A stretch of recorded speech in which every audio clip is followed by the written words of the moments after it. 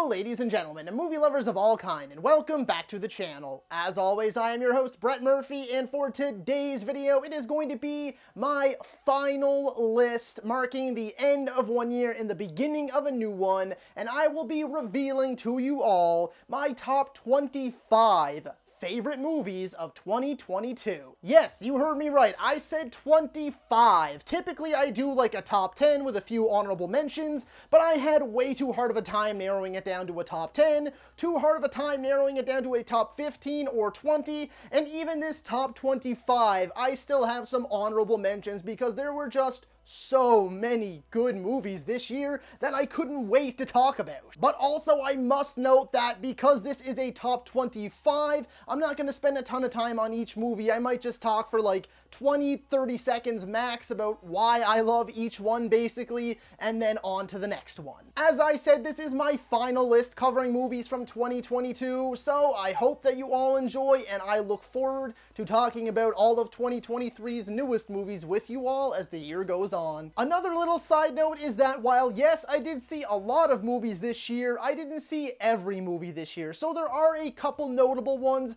that you may be expecting to see somewhere on this list that I unfortunately was not able to see in time to make this list. And some of the major ones are Babylon, Bones and All, The Whale, and Women Talking. Before I hop into this actual top video, I just wanted to let you all know that I have an entire playlist dedicated to all of my top videos. Top 10s, 20s, 5s, 15s, I have all of that and so much more. There are plenty of videos already on there for you to explore, so if top videos are your thing, then be sure to check that out and I guarantee you'll find something you like. And so without further ado, let's hop right into things. As I said, I do have some honorable mentions despite this being a massive top 25, but the main reason that I wanted to mention these movies is because a lot of you film buffs out there might have expected to see these somewhere on the top 25s, and you might be a little shocked to find out which ones got left off. And those honorable mentions are Triangle of Sadness,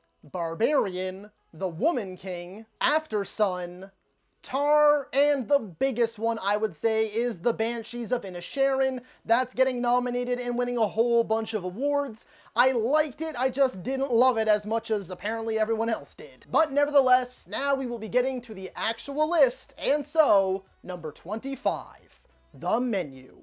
This is one of the last movies that I watched before making this list, and I absolutely adored its satirical dark comedy. Ralph Fiennes is just a master of his craft, the man always delivers, and this is one of my favorite roles of his as of late. Part movie for food lovers, part horror comedy, I mean, it doesn't really get much better than that. Number 24, Violent Night.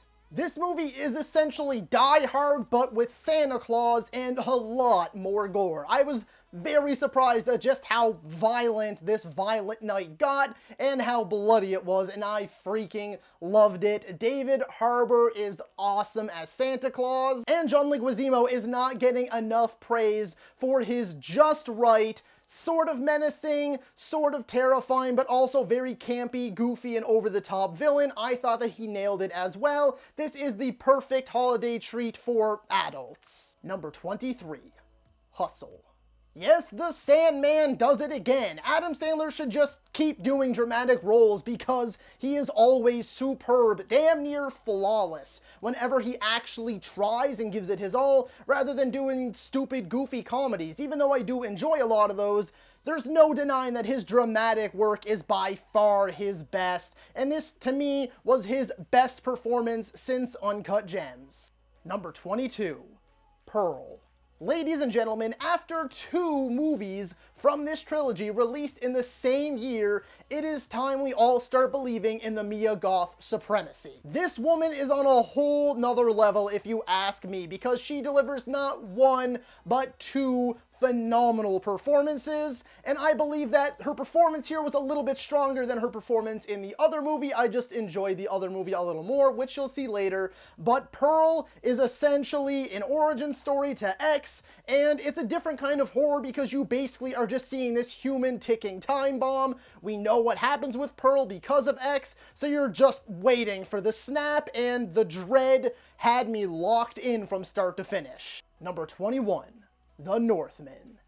I'm truly starting to think that director Robert Eggers just simply can't miss. Like, the dude couldn't miss if he tried at this point. This is very much so a dark, bleak, simple yet effective revenge story. Between the cinematography, the ominous score, and the sheer brutality of this movie, I couldn't help but love it the whole way through. Not to mention, it's the only movie I think I've ever seen where we have a naked sword fight on top of a volcano. You just don't get that in movies. Number 20. Scream 2022. Now, who would have seen this one coming? Because I certainly didn't. The first Scream movie to not be directed by the late, great Wes Craven, so I definitely had my concerns. They were taking this sort of newly dubbed requel route, where it's kind of a sequel, but kind of a reboot, like a soft reboot. Has some old characters, has some new characters, so I was definitely a little bit hesitant, but when I saw the movie, all of that hesitation was quickly washed away. Ladies and gentlemen, this one friggin' delivered, and not only did it deliver, but it is my second favorite Scream movie, and I am fully on board for Scream 6, 7, 8, however many they want to give us. If they keep making them at this level of quality, then I will take as many as they want to put out. Number 19. Prey.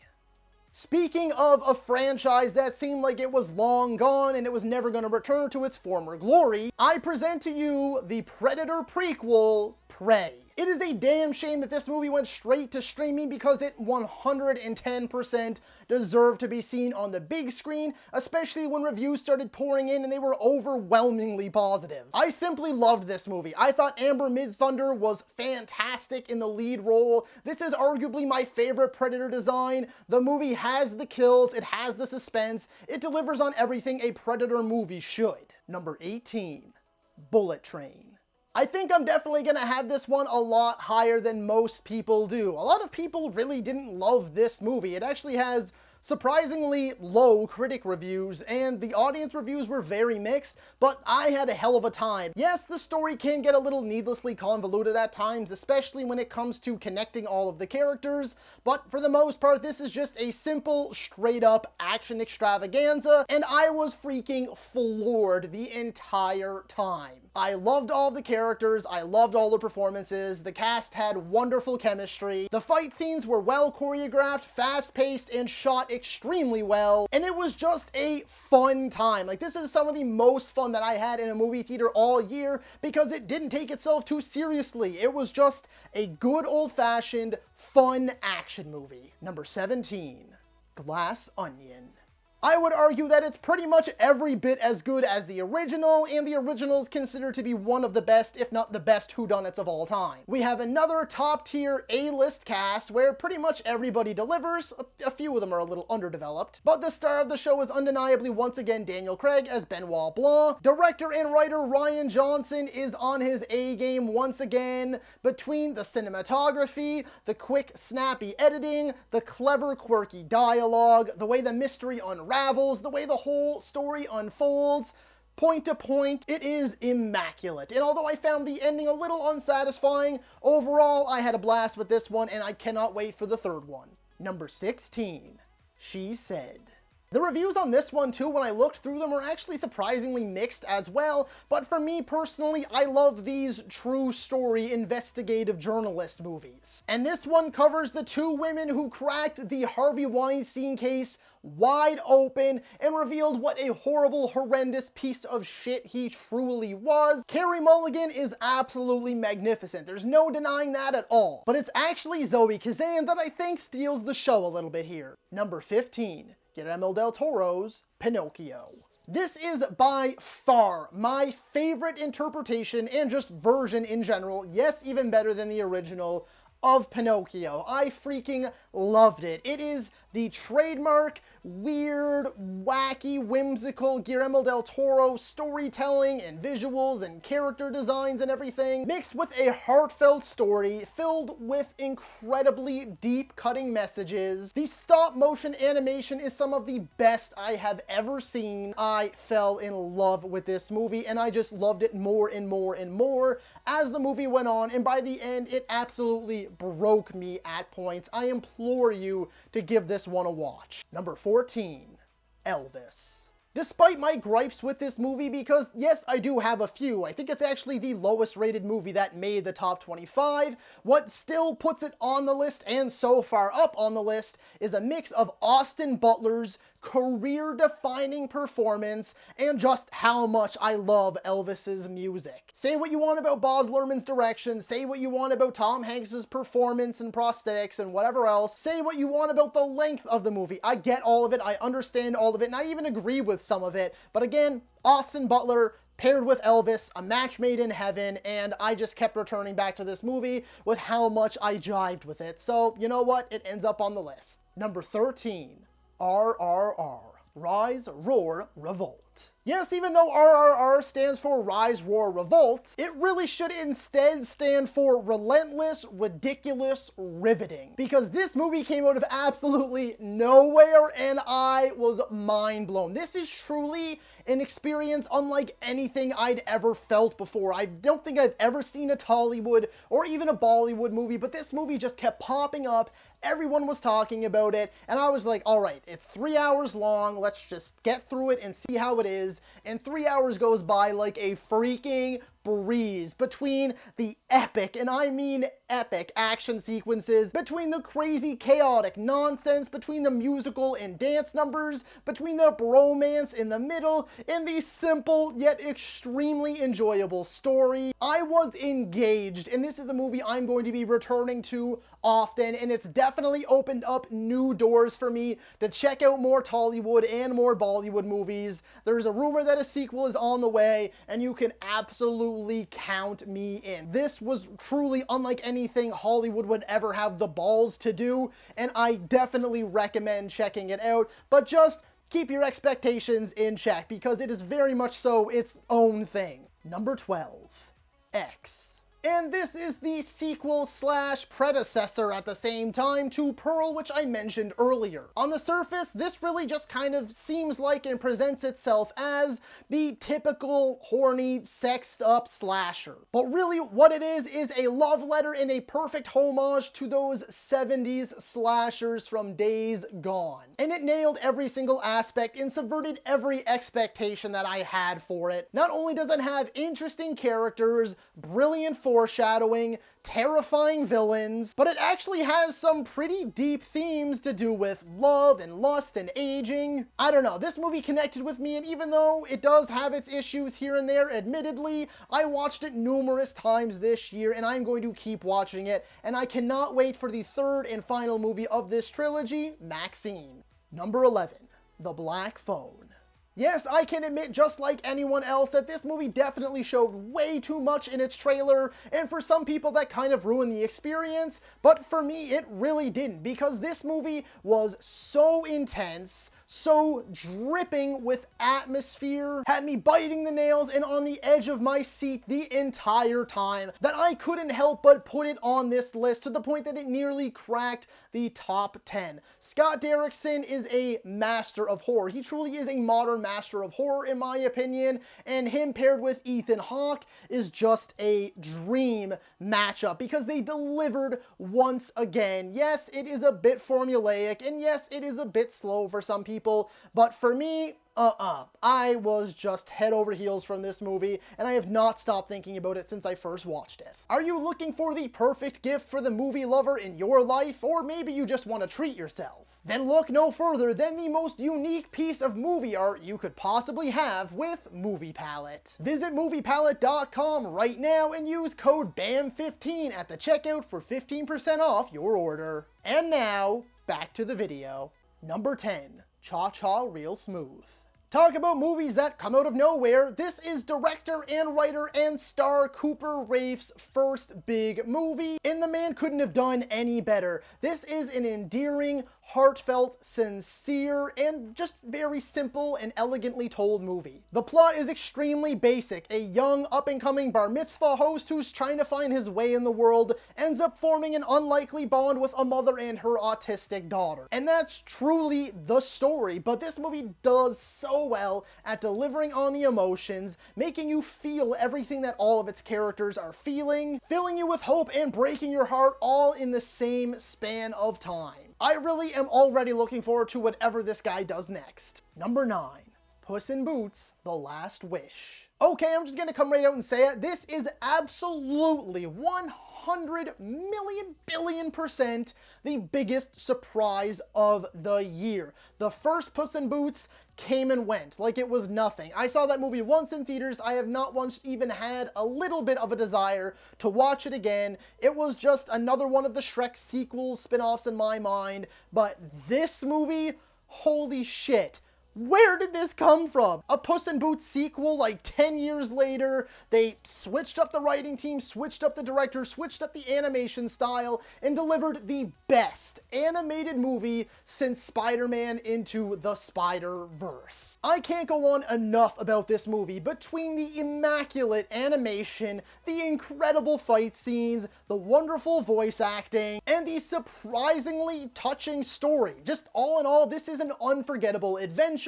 If you haven't seen it yet, you can go to theaters, it's still there, or you can rent it at home. Just watch it, please. Number 8, The Fabelmans. So this is director Steven Spielberg telling a version of his own life story. And this movie succeeded at its primary goal, if you ask me, and that is reminding us all why we love movies. And for many of us hopefuls who have always wanted to break into the industry, why we have wanted to do that our entire lives as well, and why it means so much to us. Yes, some of the family drama is a bit melodramatic and a bit too much, and some of the story beats are a little familiar, but you know what? This movie hasn't left my mind since I first watched it, and I just keep going back to it because it was just so damn inspiring. And again, it filled me with so much joy because that's what it did. It reminded me why I love watching movies, why they mean so much to me, all the lessons that I pulled from them, and why they're just my favorite thing in the world. Number 7, Doctor Strange in the Multiverse of Madness. Alright, I feel like I've talked this one to death this year so far. Basically what it comes down to is, yes, there weren't as many cameos as people were hoping. Yes, the multiverse wasn't as mad as people were hoping, but I actually preferred this much more horror-centric, but also personal story with deeper themes. It focuses very much so on Wanda as this kind of new partial villain, but you can see where she's coming from. And then Doctor Strange, America Chavez, is a wonderful new addition to the MCU. I loved director Sam Raimi's direction in this one. This is the most uniquely directed movie in the MCU, if you ask me. I can't get enough of it. I really do defend it tooth and nail every single chance I get. I don't understand the hate for it. Not only one of my favorite MCU movies as of late, but one of my favorite movies of 2022. Number 6. Everything Everywhere All at Once. Many people will likely have this in their first place spot, and I don't think I loved it quite as much as other people did, but the more I've thought about this movie, and as time has gone on, I just fall more and more in love with it. This has got to be one of the most unique movies ever made. It is quirky, it is zany, it is over the top, it is just insane, bonkers madness, but it has such a beautiful, heartfelt, meaningful story at the center of it all that just ties everything together so damn nicely. All of the performances are essentially flawless. The Daniels directed the hell out of this movie, and it truly deserves every single bit of praise it's been getting. Number 5, Black Panther: Wakanda Forever. So a lot of people are very mixed on this one, and I can see why, but I think the reason I loved it so much more is the fact that I didn't have very big expectations for this one, okay? With the tragic passing of Chadwick Boseman, I didn't even know why they were continuing on with this movie. I had my doubts, but I ended up simply adoring this movie, okay? The performances, top to bottom, deserve all of the hype that they are getting. I loved putting Letitia Wright's Shuri in the driver's seat. I loved Namor as this sort of anti-hero kind of villain. I loved the introduction of Riri Williams. I loved exploring Talokan and getting to see more of Wakanda. I loved the story. Yes, the runtime was a little long and some of the CGI was a little wonky, but this was just a stunning tale. Top to bottom, start to finish. It had me in tears numerous times. The action was epic as all hell, and it was just the perfect send-off to T'Challa as a character and the perfect way to honor Chadwick Boseman as a person.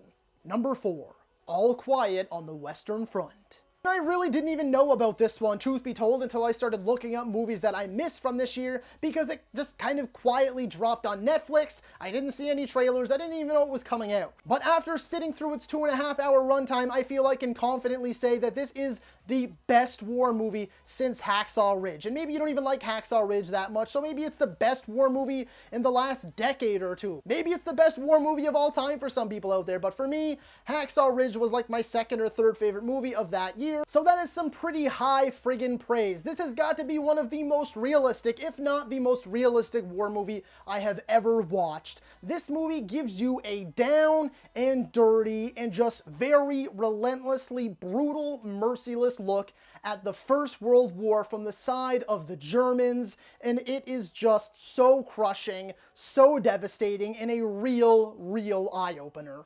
Number 3, Avatar: The Way of Water. Yeah, I've been saying it for years, and people might call bullshit on me, but I truthfully have been. I have been saying to people since the beginning to never doubt James Cameron, especially when it comes to sequels. This man delivered us Terminator 2 and Aliens, two of the greatest sequels of all time. People had their doubts. They said Avatar was irrelevant. They said we didn't need a sequel. They said it looked like this and that and blah, blah, blah. Well, the movie is well on its way to $2 billion. It's getting unbelievably high praise, and it is my third favorite movie of this year. Count me in for Avatar 3, 4, 5, and if he wants to, 6, 7, do it until he's not making movies anymore. I don't care. I absolutely adored this one. Number 2, Top Gun Maverick. Holy, who saw this one coming? I feel like I said this a few times now, but look, this movie was on my most anticipated lists for what felt like forever. It was like 3 or 4 years that this movie was on my most anticipated movies list, and it finally came out. And who in their right mind could have predicted that Top Gun Maverick would not only be one of the best sequels ever made, one of the very few sequels that actually surpass their originals, crack $1.5 billion at the box office, and be one of the best movies not only of 2022, but of the last decade plus. This movie pretty much single-handedly in some ways saved theaters, because this is the first big movie to come back, make a real impact, and just draw crowds upon crowds to the theater, and reinvigorated the entire industry, and reminded us why we love going to the theater so damn much. Number 1, The Batman.